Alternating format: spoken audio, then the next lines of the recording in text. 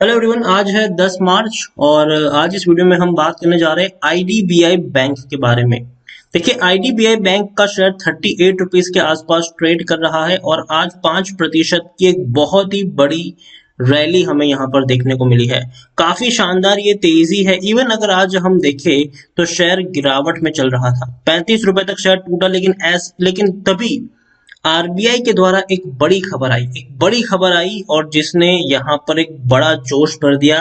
35 रुपए का शेयर 40 रुपए तक पहुंचने के कगार पर आ गया था, लेकिन बाद में थोड़ा बहुत ये संभला और एंड ऑफ द डे फिर भी 38 रुपीज के आसपास ये क्लोज हुआ है।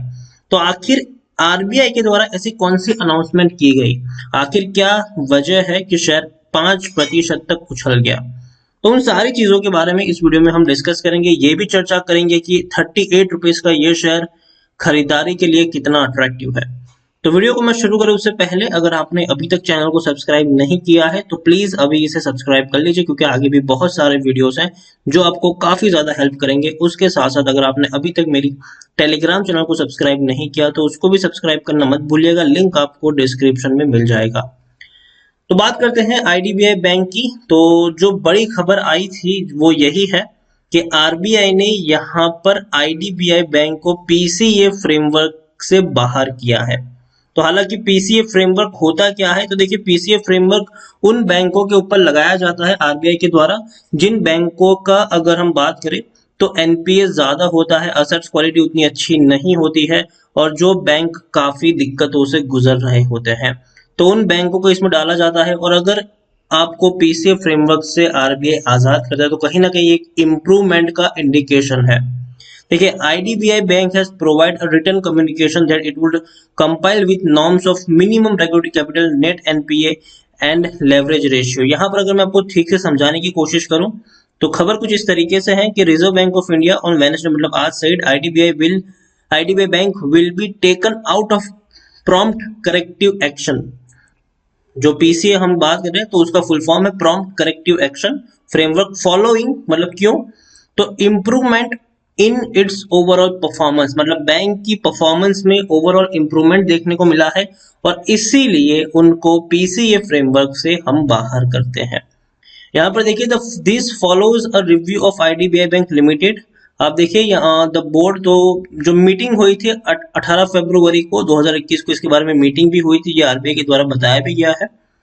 It was noted that as per published result for quarter ending December 31 December 2020, bank is not in breach of PCA parameter on regulatory capital, net NPA and leverage ratio. तो ये RBI के द्वारा इसके बारे में बताया भी गया है। यहाँ पर अगर हम बात करने जाए तो आरबीआई की तरफ से ये भी कहा गया कि structural and systematic improvements that it has put in place which would help bank in continue to meet this commitment. मतलब जो इंप्रूवमेंट भी आया है, स्ट्रक्चरल और सिस्टमेटिक इंप्रूवमेंट, हमें बाय द टाइम यहाँ पर देखने को मिला भी है। और इनको अगर हम बात करें तो आरबीआई ने इनको पीसीए फ्रेमवर्क में जो डाला था वो 2017 में डाला था, मई 2017 में इनको यहाँ पर डाला गया था। अब देखिए, under PCA RBI closely monitor weak banks. तो जिन बैंकों को आरबीआई पीसीए फ्रेमवर्क में डालता है तो वो वीक बैंक्स होते हैं, तो यहाँ पर आरबीआई उन बैंकों को क्लोजली मॉनिटर करता है which slips below certain financial parameters such as capital ratio, asset quality और profitability। तो यहाँ पर आरबीआई जो है वो उन बैंकों को पीसीए फ्रेमवर्क में डालता है जिनके फाइनेंशियल पैरामीटर्स जो है वो बेटर नहीं होते हैं, कैपिटल रेशियो भी अच्छे नहीं है, असेट्स क्वालिटी भी खराब है, मतलब कि एनपीए ज्यादा है, और प्रॉफिट भी जो बैंक नहीं कर पाता है उनको वो इसके अंडर डालते हैं। लेकिन आरबीआई के द्वारा जब ये अनाउंसमेंट किया गया, मतलब आरबीआई खुद मानता है कि आईडीबीआई बैंक एक अच्छे दौर से गुजर रहा है और आने वाले दिनों में एक अच्छी तेजी आपको दिखा सकता है, तो ये सीधे सीधे तौर पर आरबीआई के द्वारा सर्टिफिकेट दिया गया है आईडीबीआई बैंक को कि भैया अब आप वीक बैंक नहीं हो, अब आपकी असेट्स क्वालिटी इंप्रूव्ड हो रही है, अब आप प्रॉफिट कर रहे हो, आपका जो कैपिटल रेशियो है वो बेहतर है। तो सीधे सीधे तौर पर पीसीए फ्रेमवर्क से एग्जिट होना कहीं ना कहीं आईडीबीआई बैंक की जो अच्छी परफॉर्मेंस है उसको दिखाता है आरबीआई के द्वारा। और अगर आप मेरे चैनल को रेगुलर फॉलो करते हो तो पिछले कुछ दिनों में आईडीबीआई बैंक के ऊपर मैंने कई वीडियोस बनाए भी है और मैंने कहा है कि बड़ी तेजी यहाँ पर देखने को मिलेगी, और मैंने आपको दिखाया भी था कि किस तरीके से पिछले 4 क्वार्टर में इस बैंक ने अच्छे परफॉर्मेंस दिखाए हैं, पिछले 4 क्वार्टर में अच्छे प्रॉफिट्स कमाए हैं। और जो एक बड़ी खबर यहाँ पर यह भी है कि जो पिछले काफी वक्त से चली आ रही है वो है कि भैया सरकार जो है वो डिसइन्वेस्टमेंट करने वाली है यहाँ पर, और इसको प्राइवेटाइजेशन करने की बातचीत चल भी रही है, काफी लंबे वक्त से चल रही है। और जब भी इसके बारे में खबर आती है शेयर सीधा दौड़ने लगता है। देखिए जब शेयर यहाँ पर 19 रुपए का था और जब ये खबर आई तो इतना तेज भागा कि 50-55 रुपए तक निकल गया ये, लेकिन बाद में कोई बड़ा इंप्रूवमेंट यहाँ पर आया नहीं, ना ही कोई खबर आई, ना ही कुछ हुआ यहाँ पर, और गिरावट की तरफ शेयर चला गया। इवन अभी कुछ वक्त पहले ही 26 रुपए के आसपास ये शेयर ट्रेड कर रहा था। इसी साल जनवरी महीने में 25 जनवरी को 26 रुपए का ये शेयर था, लेकिन उसके बाद लगातार बेहतर परफॉर्मेंस इसने दिखाया है। और अगर आप मेरे चैनल को रेगुलर फॉलो भी करते हो तो मैंने ये वो लेवल से पिछले 2-3 महीने से मैं वीडियो इसके ऊपर बना रहा हूँ, और मुझे लगता है कि वाकई में इंप्रूवमेंट आया भी है यहाँ पर। लार्ज कैप शेयर है, 39,000 करोड़ से भी ज्यादा का मार्केट कैप है, और एनएससी में देखें तो 6 करोड़ से भी ज्यादा का वॉल्यूम ट्रेड है। काफी बड़ी क्वांटिटी में यहाँ पर आज खरीदारी बिकवाली हुई है।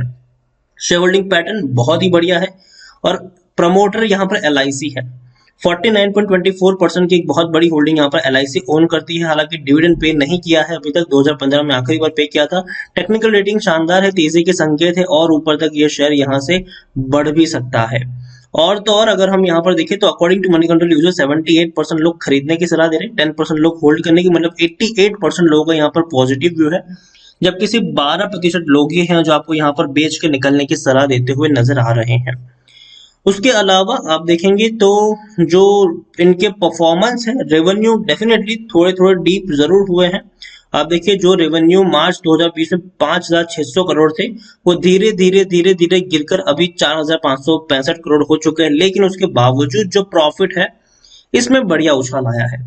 आप देखिए मार्च 2020 में 165 करोड़ का प्रॉफिट था, वो जून में मेंटेन रहा 165 करोड़ के आसपास का, लेकिन सितंबर से एक अच्छे प्रॉफिटेबिलिटी की यहाँ पर शुरुआत हुई है। सितंबर क्वार्टर में तकरीबन 335 करोड़ का मुनाफा रहा, और दिसंबर क्वार्टर में तकरीबन 400 करोड़ के आसपास का ये प्रॉफिट पहुंच गया है। तो अच्छे ग्रोथ आई है, और यही एक वजह है कि आरबीआई ने भी ये सारी चीजों को देखा और इनको पीसीए फ्रेमवर्क से बाहर किया है अभी के वक्त के लिए। तो बेहतर चीज है। और अब देखिए इससे पहले की क्वार्टर की मैं बात करूं, मतलब मार्च 2020 से पहले के जो क्वार्टर थे उसमें लगातार 12-13 क्वार्टर तक ये वो बैंक था जिसमें सिर्फ और सिर्फ नुकसान ही चल रही थी। हर क्वार्टर में ये बैंक लॉस में था, लेकिन एलआईसी के अंडर आने के बाद कहीं ना कहीं जो परफॉर्मेंस है उसमें सुधार यहाँ पर जरूर आया है। आईडीबीआई बैंक के बारे में एक और जो बड़ी खबर, अभी जो मैंने आपको इससे पहले भी वीडियो बनाकर अपडेट दिया भी था इसके बारे में, कि क्रेडिट कार्ड के बिजनेस में एंट्री हो सकती है इनकी, और जो क्रेडिट कार्ड जो है उसको बांटने का काम किया जाएगा एलआईसी एजेंट्स के द्वारा।